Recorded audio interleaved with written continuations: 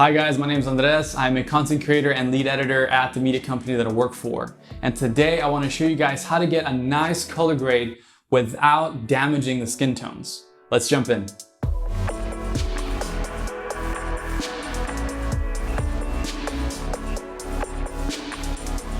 So this is some footage that I shot about a week ago. It was nothing special, just me messing with my camera settings and testing some audio.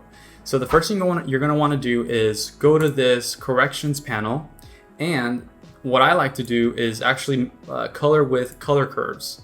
So over here on the right side, we have this color mask. If you go ahead and click on that, it'll bring you, it'll give you this eyedropper tool. Close that. It'll give you this eyedropper tool that allows you to select any color. So once we go ahead and do that, you'll start to see the selector. If I wanted to do black, it'll select black.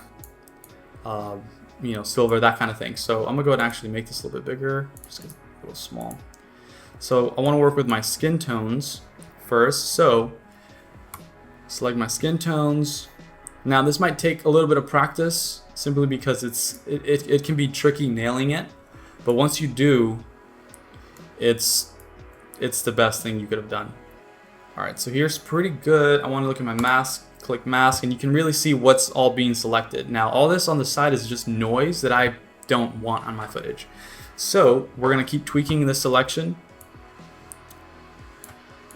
until we get it right where we want it.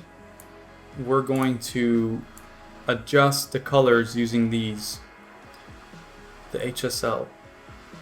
We're gonna see the saturation. Now it looks a little blotchy here. We're gonna help that. So this little triangle here, this range, this smooths out the selection. So this is really harsh. It's really flat, kind of like a brick wall is just flat, and this is more of a gradual decrease, I guess, if you will. We can also move this around, move the entire selection, but I think here's pretty good. This is your lumens. This will select the bright and dark parts of the selection. Gives you some leeway there. I like that, and probably that's pretty good in my opinion. It's not the most perfect selection, but as you can see, my skin is highlighted now, which is what we wanted. So now we could deselect this view masks, and you can even go in black and white and see what you're really selecting. Now that we have selected our skin tones, what we want to do is go up here and click this drop down arrow and click invert. Now once we select invert, you are essentially inverting the selection you made so that only what's not that color will get affected. So let me just show you. So if I click the red,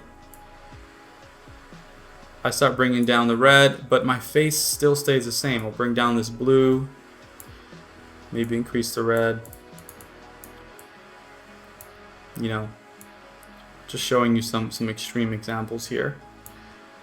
But if you see that, whatever changes you make, my face is still the same color, which is what we want. Because a lot of the times you might be color grading something and you have the nice look that you want, like maybe for example a teal and orange, or more of a yellowish tint, but that also bleeds into the actual skin tone. So we want to avoid that, and so this is, I think, probably the best way in Final Cut without any other plugins to do this, because you get a lot of control over your skin tones, and you also get to have a very accurate color grade. So for example, if I were to do a color grade and just show you something very, very, very simple, I would go ahead and do this. I would first reset this.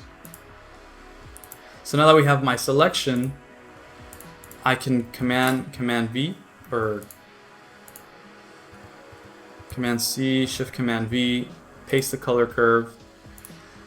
And I now have the same effect. So now what I'm going to do is I'm going to move this one. If I can select it.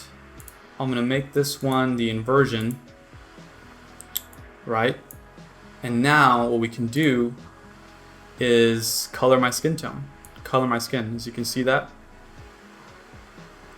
So now we can, I like to move this slider about here, and this here, and this here, so that I have a, so that my red, green, and blue are equally saturated. This gives you a lot more control over the saturation, by the way. So that's that. And once I go to this color curve, let's disable the view mask. Once I go to this color curve, I can now mess with anything. I can actually just saturate it just a bit more so you can see the exaggeration. So there we go. So this is disabled.